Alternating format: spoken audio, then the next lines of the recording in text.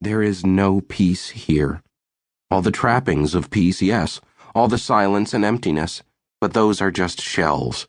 If you want peace, you have to find it in the life you left behind. You wake in a simple room of interlocking cinder blocks painted gray. One chair, one cot, one window filled with opaque gray. You can't tell whether the gray is outside air or the window pane itself. You will never know. It is like morning in half-light, a late morning after a dream. That's all. When I woke up here, Dad came to see me first. He showed me out of my room and explained how the cafeteria works. He called me Buddy and seemed maniacally happy about my arrival.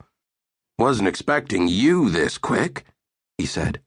And then he laughed so wide I could see the metal fillings in his back teeth. He was nervous, a lot nicer than I was used to. I'm older than him here, and that was strange.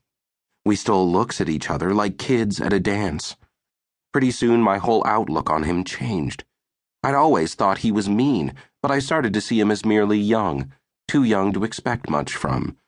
I hoped maybe I could teach him a thing or two, but nothing like that ever grew up between us. I don't know why, but he never told me about reliving. I found out about that on my own. A few decades later, my daughter Annie arrived, and I started going to see her. She was too young to die, breast cancer at 51, but she's older than me here. She seemed perfectly put together, neat black hair, big alert eyes, a stillness under every movement. I felt proud of her, though I had no credit coming. We would get together and share a meal, and I would try to give her advice about this place. I made a point of telling her about the reliving, how to control it, how to guide it. "Now that it's gone," I said, "your life is the only thing you have left." I told her how to concentrate in just the right way, to lock onto some detail or emotion from the moment in your life that you want to visit. Concentrate in the right way, I said, and the next thing you know, you're back in it for as long as you want, back in it to hunt for perfect moments. I told her to watch out for the bad times, though, how the bad times are always underneath even the happiest ones. I gave her the best advice I could. I was afraid she might be forgiving me in the same way I had forgiven Dad, holding me 1 or 2% less to blame due to my youth and ignorance.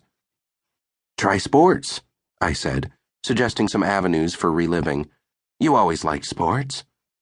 She was a nice woman, no thanks to me, so I didn't find out for years that she hadn't played a sport since she was 12, that she never attended a sporting event as an adult, and that she refused to let her son play football because she was scared he would get hurt.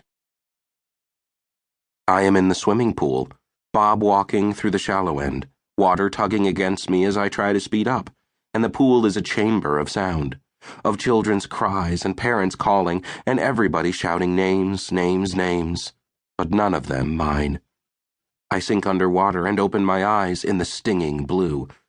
It's like shade under there, legs like machine parts, moving without purpose against the pressure of silence. It's hard to keep straight, but it goes something like this.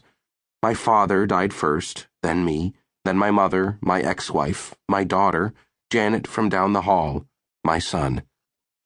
Janet, the last woman in my life, the last chance at a real whatever, told me after she arrived that she didn't want to see me here. She was the first to turn. After I died, she'd started seeing a counselor. She said I had abused her emotionally. "Emotional abuse is every bit as harmful as physical abuse," she said, nodding certainly. "Every bit." "How would you know?" I said. "Even if I did abuse your emotions, did I ever hit you? Did anyone ever hit you? Physical abuse is probably a lot worse."